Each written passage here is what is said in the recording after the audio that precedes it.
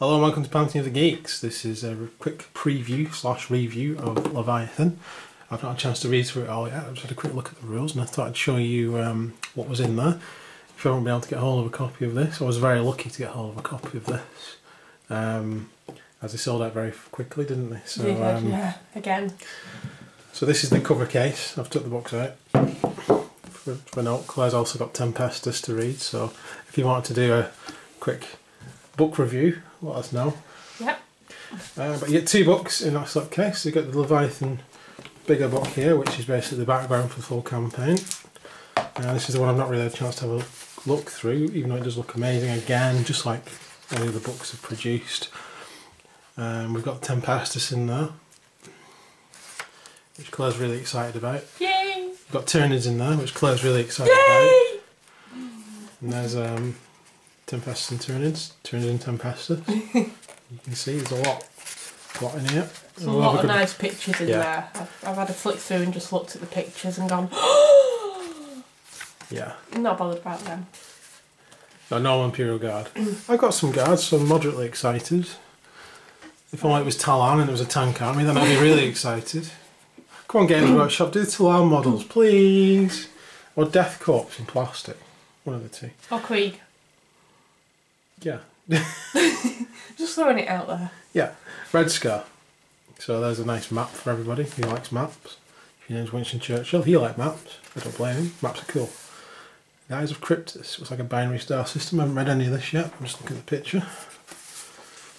And the Cryptus system. So I'm going to read through all this, and if there's anything really interesting, I'll do another video on a sort of proper review of this campaign part of the book.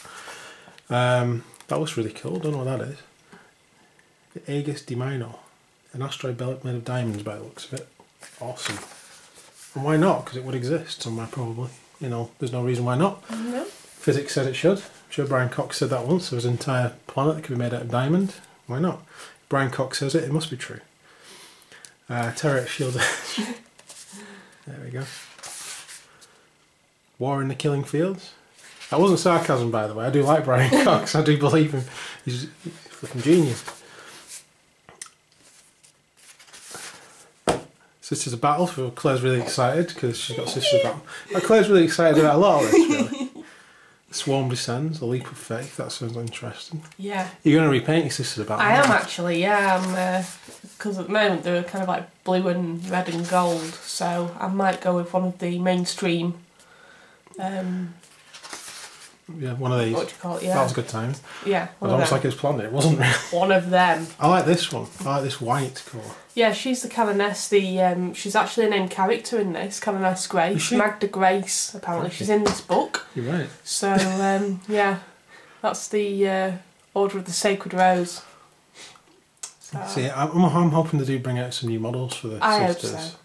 And there is meant to be a secret codex out next year. It could be them. But I hope so. so, When you because it's about time they brought something else out for the Sisters. When you look at the pictures throughout this, though, they are the old models. Yeah. And even she's nothing new. She still looks like the old Canoness kind of, yeah. Flame on the back. She's the old Canoness model, if you will. Yeah. So it's like they're being very non-committal or just very hiding about whether they're doing any new models. It looks like the other Sisters are in there as well. The Order of the... It's not a sister. Not that one, no.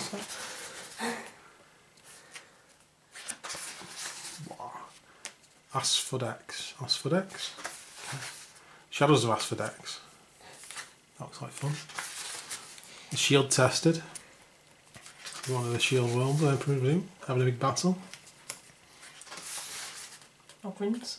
Ogrins out. Pardon?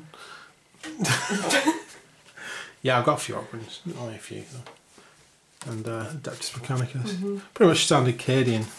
See, the Cadians are alright as models, but I do find them a little bit dull. Yeah, they're kind of like blokes in armour. I was really chuffed when they brought them out, because all we had at the time was plastic catchings, and I don't really like the catchings. I know some people do, but it's like a niche.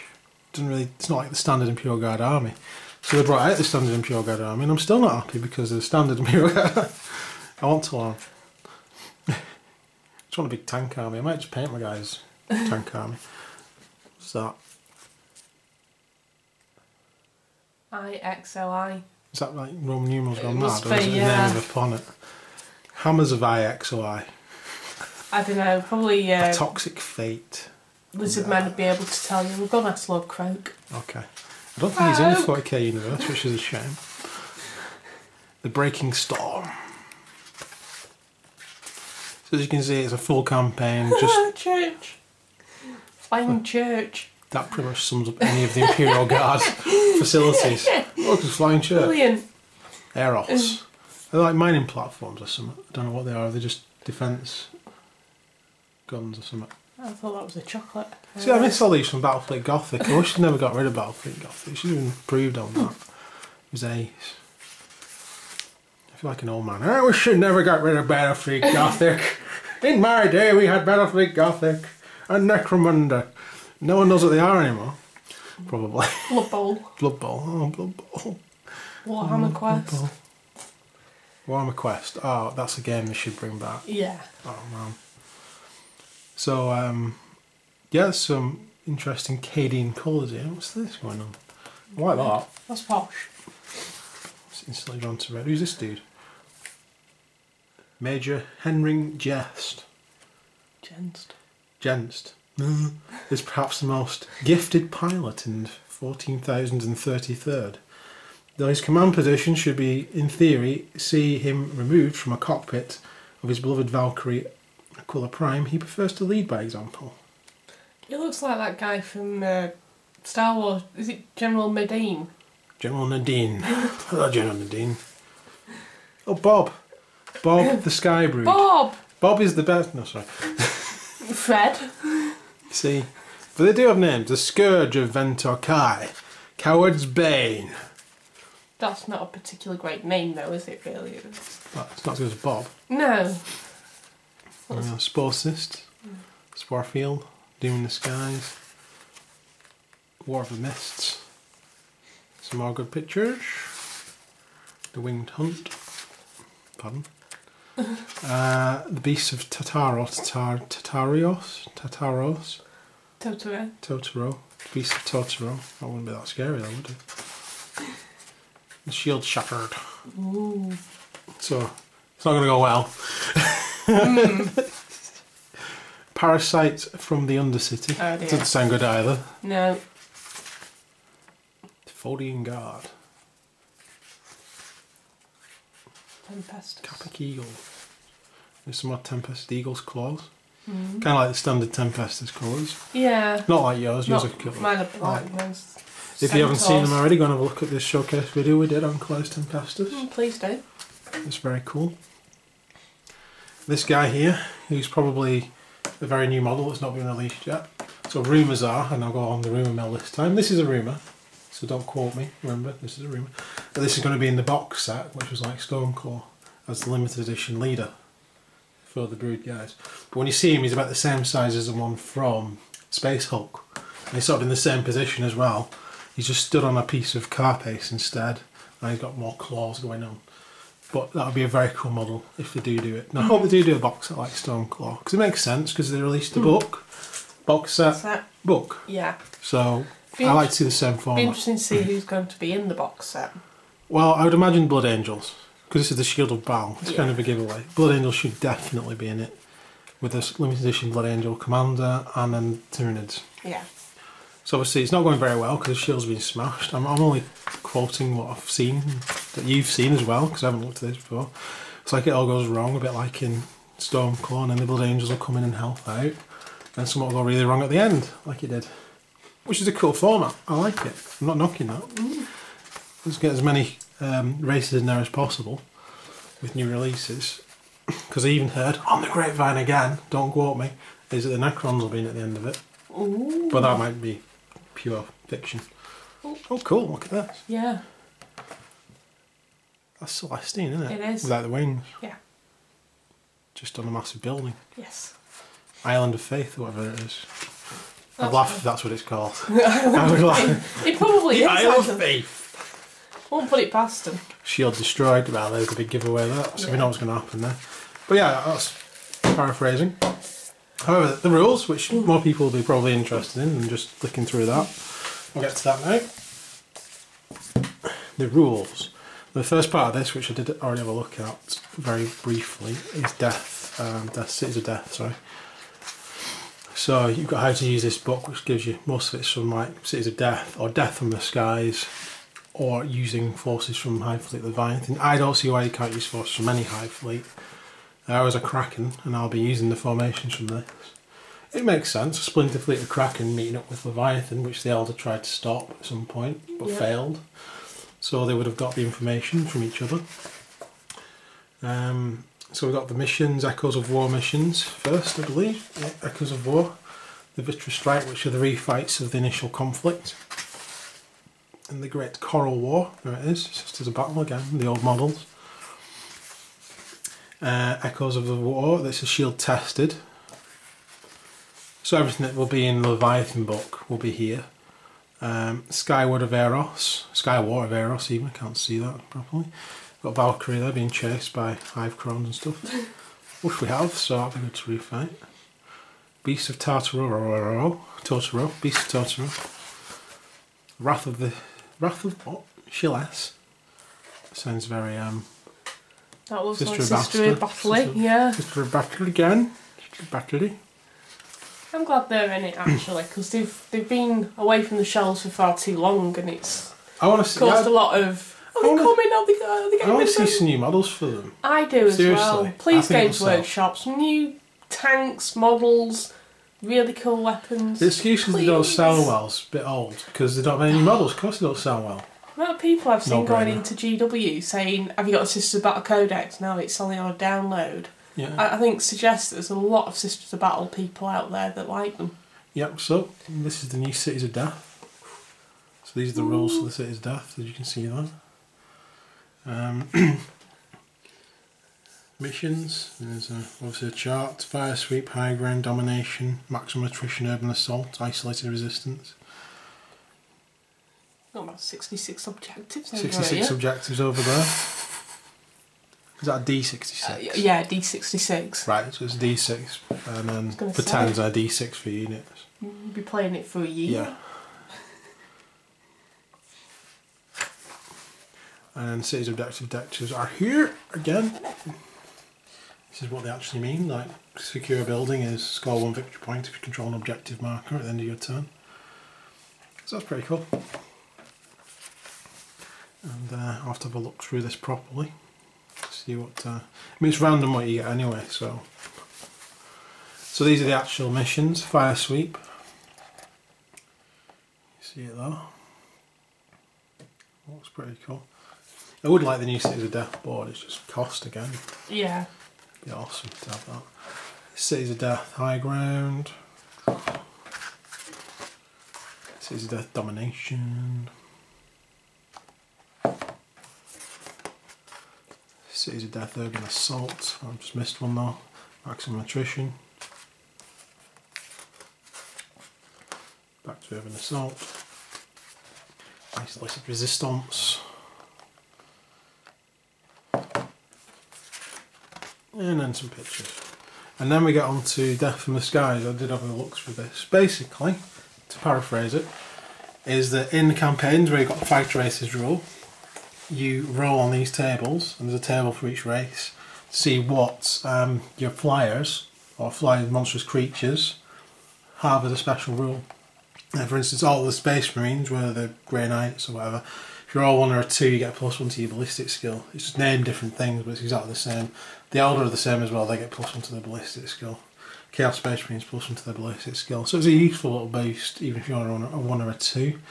And then, if you're all 3 or a 4 with Astra Militarum, for instance, they get +1 to the front defensive armour of the flyer, which is useful. As long as you keep your front armour towards the enemy, I mean, they don't surround you, then it's pointless. And Inspiring Presence, all friendly units within 12 inches of the fighter race, that are from the same faction, have the Fearless special rule, useful. And the Blood Angels, again, +1 ballistic skill. Grace of Angels, which means they can make a turn up to 180 before movement, which is, again, useful for manoeuvring. And the Wrath of Sanguinius, 1 use only. At the start of one of your turns, declare using this rule for a turn. The fighter race and all friendly units within 12 inches of the fighter race that are from the same faction as the fighter race have the preferred enemy special rule. So that's what you get for that. and the Dark Elder are there. So Dance of Dusk, which is the same as the Blood Angel one, 180 degrees, and Symbol of Cain, which offer any use in 12 inches of fighter race, have hatred basically, as long as they're from the same faction. So it's a bonus either way, because if you've got fighter races in the mission, it's a bonus for your fighters no matter what you roll, really. Some are far more useful than others. One or two would appear to be quite useful, plus some ballistic skill, always hitting better. And then it says also here you can use these in normal missions, so you can use this any time by paying 35 points for the model. So you add 35 points to your flyer, or flying monstrous creature, or flying creature, whatever. And then you can roll on one of these tables. So it's whether you think 35 points is worth a random roll or not. I'm undecided at this point. 35 points. If I had 35 points spare at the end of making an army list, yeah, why not? Throw it in there, see what you get. Otherwise, I'd probably spend it on something else. If I wouldn't be trying to push it into the army, put it that way. But if I had enough left over, I probably would. That's a good way to use up some spare points if you have any. And then there's the campaign way, which basically means if you fight a campaign, once your flyer, you keep a tally of how many kills it gets on other flyers and other flying monstrous creatures. And once it reaches 5 kills, it basically, you then become a fighter race, your pilot becomes a fighter race and you can roll on these tables. So there you go, that's how that works. And you can use it in any 40k game basically, you can use it in any mission. And just for 35 points. So I said there's a table for each race. There's Astronautarum, Chaos Demons, Blood Angels, Chaos Space Marines, Dark Angels, Elder, Dark Elder, the same. Necrons are there. They've got a Repair subroutine as a second option, which gives it the Will Not Die special rule. And Resurrection Vessels, the last one. Vessel. Friendly using 12 inches of the fighter race that have the reanimation protocols. Receive a +1 bonus to the reanimation protocols. This is communicative with any other modifiers from reanimation protocols.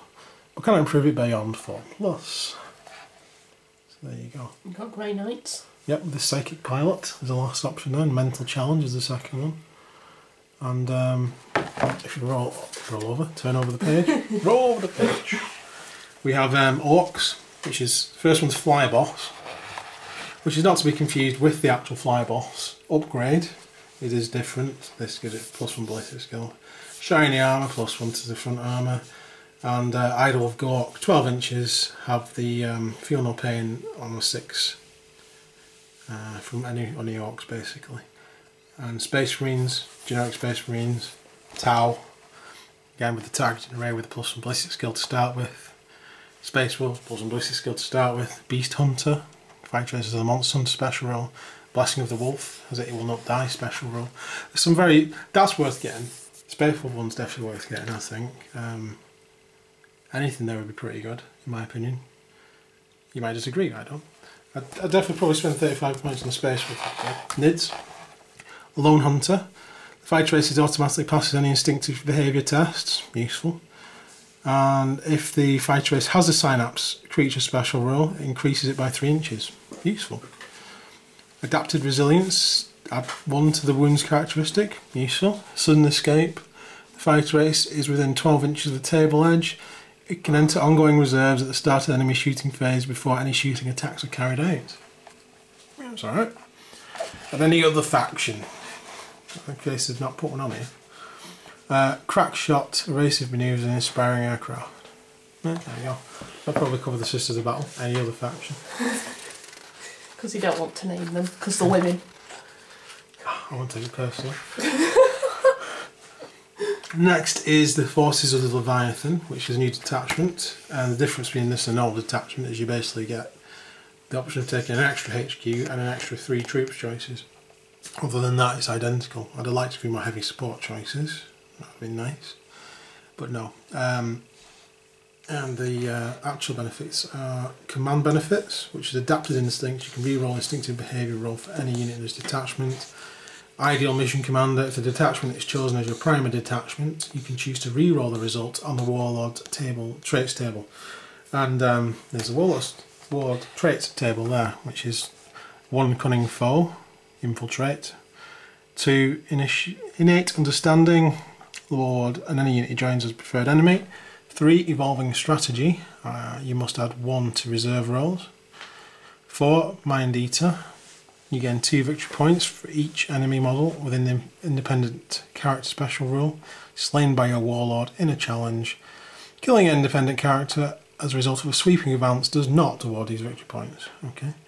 5 is Digestive Denial. After deployment, but before scout redeployments and infiltrate deployments, nominate 1 piece of terrain in the enemy deployment zone. This may not be one of your opponent has purchased. The terrain piece's cover save is reduced by 1 for the duration of the game. Note that a piece of terrain can only be affected by its ability once.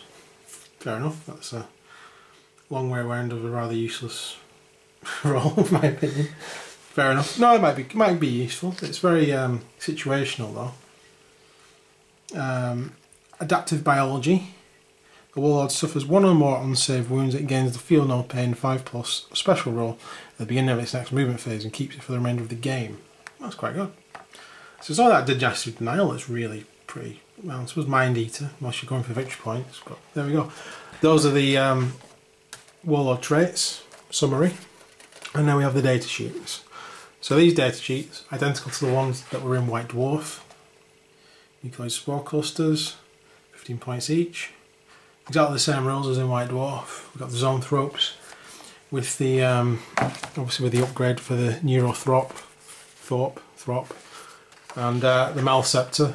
There he is, and the Toxine, my personal favourite of all the new releases. Tyrannocyte, which is rather useful. I've had a good look at that and thought could be used what it could be used for. It's a rather useful beast. Sporocyst, a lot of people have complained it isn't useful. I would say it is useful because you use it as an Aerodenial, shove it very near your opponent. It counts as a, well, it doesn't really count as a Cyrex creature on its own, but it's a psychic node, so it increases the range. So you can use it in conjunction with dropping troops in, that'd be even better. No, it's how you use it, that's what makes it powerful. And these are the formations themselves. So the Hyper-Toxic node, which is the Hive Tyrant, a Toxerine, and 3 Venomthrop broods. So a lot of nasty toxic stuff, obviously, hence the name. That gives it the rules Hyper-Toxic, which means that any model in the unit gains instant death on a wound roll of 6, and the Toxerine can do it on a 5 or a 6. And the other one is Miasma of Death, which is the Hive Tyrant in this formation, has the Toxic Miasma Biomorph. In addition, the Hive Tyrant and any models in this formation that are within 12 inches of the Hive Tyrant can use a Toxic Miasma in each of their turns rather than only once per battle. So it's a pretty good upgrade. Especially if you've already got all that, you can get it for free. The next one's the Neuro node, which is a Malceptor and 3 Zoanthropes broods. And each Zoanthrop brood must include a Neurothrop. Fair enough. A monstrous presence in the warp is the first rule they get, which basically means that the shadow in the warp special rule is 18 inches from the Malceptor rather than 12. There's a bit of an increase in range. And the power of the Hive Mind, which allows them to reroll 1s when they take psychic tests, as long as they're within 12 inches of the Malceptor. Useful, not game changing, but it could be useful. Might save a couple of them from the heads exploding. Sky Tyrants. Swarm is next, which is a Hive Tyrant and 2 Gargoyle broods. And that basically turns the 2 special rules, Command Node, the Hive Tyrant in this formation, adds 6 to its silence range, and it turns it into 1 unit, which is Monstrous Flock. And the Hive Tyrant and the Gargoyles in this formation are a single unit. The Hive Tyrant can use the Lookout rule and attempt to reallocate any wounds onto a Gargoyle model, and that will be on a 2+. It cannot leave during the battle, so you'd have the option of leaving the unit. So usually a monstrous creature can't obviously join like a unit like this. So this is giving it a little more sort of protection from massed firepower. Obviously it negates a little bit of the toughness of the Hive Tyrant, I would think. But yeah, overall I think that's a pretty good exchange. I think you have 30 models and a gargoyle broods, so you can have up to 60 models. But again, it's looking like so. If you roll a lot of ones, your Hive Tyrant's dead anyway. So take that as you will. We have the Skyblight Swarm, which is a Hive Tyrant, a Hive Chrome, 2 Harpies and 3 gargoyle broods. Again, the Hive Tyrant must take wings, just like the last one. You must have wings. They gain the objective secured, which basically means that a unit with this special rule, this is gargoyles only as well, can secure an objective and beats anyone who doesn't have objective secured. So that's pretty good because the flyers, if you're going after objectives, that's a really good swarm. It's got the Sky Swarm ability. Each time a gargoyle brood from this formation is completely destroyed, roll a d6. On the 4+, you can put it into the ongoing reserves. It does count as victory points again if it gets killed again, and then you roll again for that unit if it gets destroyed as well. So depending on how good your rolls are, you could have infinite gargoyles, but there's only 50% chance of that each time. So, Spore Field. I quite like this one. I had a read of this. Quite a cheap formation because it's 3 bigger spores and 3 small mine clusters. Sorry, small mine clusters. Can't talk now. But basically, it gives them all infiltrate. And each time one of the spore field, each time a mucoid spore cluster or spore mine cluster from this formation is completely destroyed, roll a d6 on a 4+. It can go into ongoing reserves. There you go. Same as the last formation. But I think it's a really cheap formation to buy. I mean, it's 45 points for 3 of the big spores. I can't remember what it is for the small ones. It's not that expensive. It's a cheap formation that can recycle itself, possibly. 50% chance each time to recycle a unit. And it can infiltrate at the beginning, so you can put it somewhere nasty. I think that's a really good upgrade for the spore mines. And I would like to try and use that myself, if we get a couple more of the big ones. And then we've got the Skytide, which is the formation which you get in the book, which covers all the other formations, which you know we get at the end, which is a Sky Tyrant Swarm and 3 Skyblight Swarms. I don't know if that's a typo or not, but 3 Skyblight Swarms, that's a lot of models on a Spore Field. If it was 3 Spore Fields I would have understood, but because that's like 4 Hive Tyrants in the whole thing. And you need 6 Harpies and 3 Crones and many, many Gargoyles. You need at least 9 brews of Gargoyles to fill this one. A lot of models. I don't know, maybe it's 3, but it says 3 there. It's just a lot of models. I haven't worked out the points cost. I might go away and do that and just see if it's a viable army or not. 4 Hive Tyrants, yeah, all with wings. And that gives you the Synaptic Command Network. All the Synapse creatures from this formation that within synaptic range of the Hive Tyrant from the Sky Tyrant Swarm add 6 to their own Synapse range. The Swarm Unleashed, as long as the Hive Tyrant from the Sky Node formation has not been removed, as a casualty you can re-roll failed results when rolling to see if a Gargoyle Brood or Mutoid cluster or a Spore Mine cluster has been completely destroyed and is being replaced. So that's pretty good. If it is, I mean, it would make sense to have 4 Hive Tyrants because there's no other Synapse creatures. And you'll get to re-roll all of your, do they come back into battle rolls? You could basically have an infinite army almost. They're pretty nasty. Again, I'll have to go away and work out the points cost for that because that was a pretty nasty army really. And that is it. That's what you get in the first book. Overall I'm very impressed, especially for the NIDs. And the flying rules, death from above rules, that's used in any army, in any mission you want for 35 points. And the Cities of Death, I'm going to have to go through them a bit more. But it's been a while since I played a Cities of Death game. I think it was the very first time I did Cities of Death. I played a lot of Cities of Death games. They're very good fun. Because it gives you the feel of being properly in a city. Like you would in the Second World War, fighting like Russia and Germany. Yeah. And they were having proper big city battles. Cool. But yeah, overall, impressed with the Sheild of Baal. Is it worth £45? Yes. Yes it is. Is it worth less when it comes out in paperback, which we hope it will be doing for anyone who's not managed to get it? Yes, it's definitely worth getting. Potentially I think I'm going to really like this one. Probably even more than Stormclaw.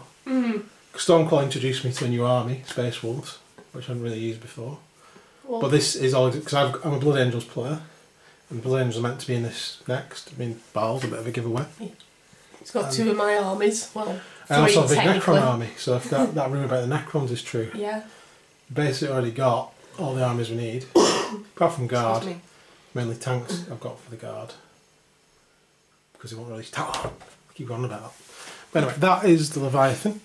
I hope you've enjoyed watching that. I've enjoyed having a look through it. So I'll have a look through the campaign. If there's any massive, everyone dies and, you know, Hive Mind gets destroyed, I'll let you know. I don't think that's going to happen. But I think basically what I said is going to happen. It's going to be like battle and then final defeat, and then we're going to have a rescuer coming in at the end, but like the Space Wolves did in Stormcloak this time. I reckon it'll be the Blood Angels. And I think we're going to follow that format, which is a really good format for a campaign because it pushes back and forward. It's good. I like it. And I love the hardback books. I love the quality of them. They're great. I love these covers we've got. Everything about it's really cool. So next week is the release of Cain, the Third Army book. Is it Blood of Cain or something? I can't remember what it's called. I can't remember. Mark of Cain. It's basically got elves in it. So, yeah, all the elves. All the elves. I have managed to secure a copy of it thanks to the Gods of Chaos and various other things. So I will be doing a review on that. Obviously, with it being a book like with the other two books, I'm going to read through it first, unlike this, where I'm showing you pretty much as I've just had a glance at the rules. I'm going to read through the full Cain book, and then I can give you a blow-by-blow account if I want of anything that happens or anything I think you should know. Because I imagine there's going to be a lot going on in it. According to White Dwarf, there's a lot of secrets revealed. I think the tagline is "Gods will fall." Yeah, there's a lot of secrets revealed, and Games Workshop's basically sold out in 4 minutes. That's the rumour anyway. That's 4 minutes. 4 minutes it took them to sell it. Wipe out. Yeah. So again, they haven't prepared. Illidan's laughing in the corner. Yet you are again. not prepared. Calm down, Illidan. But hopefully this will be the last of the selling it. If the rumours are true, they obviously did all these at the same time, and with a 6-month turnaround, hopefully we're going to stop seeing the run out of books. But we'll see. So as I said, I'll be reviewing that next week. It won't be on Saturday or Sunday because we're away actually. But I'll get the video up on Monday because I'll take the book with me and I'll read it over the weekend. And I'll give you a review of that, full review, next Monday. And Claire, I'll give you a review of this if you want. Should you like to take that with her? I might take that with me. I will take that with me actually. And if you want a review of that, she'll give you one. So please let us know if you want to see a review of that. As I said, we'll be back next week, but it'll be Monday next week with a review of the third End Times book and who can ally with who and whether, you know, the rumours are true about the Dark Elves taking over the universe. I can only hope they're true. See it for the forces of darkness. But there he is. There's a good old Malakath on Dragon, having a good time. It's no model that. I do like the model. It's old. It's not bad at all. It's a bit blocky. It's like looking at Warcraft, the original Warcraft, you know, and seeing these big blocky models. They're not bad, but you know. There we go. This is the White Dwarf. I don't know why I'm going through this. I'll just there we go. What's it called? Cain. Just Cain. Oh, just Cain. That's why I was getting confused. That's Cain, the End Times. Citizen Cain. So yeah, White Dwarf. It's all about Citizen Cain and the End Times. So we managed to secure one of these and one of them, if all goes well. Is that the limited edition one? That's the limited edition. Oh, that's the limited edition one, sorry. So we are lying, we didn't get the limited edition, we just got the bog standard edition. Bog standard and book. The book. Yeah. Yeah. Yeah. I wasn't looking at what I was pointing at. I'm sure somewhere in here I shall have some. There we go. Reasons you need to read it.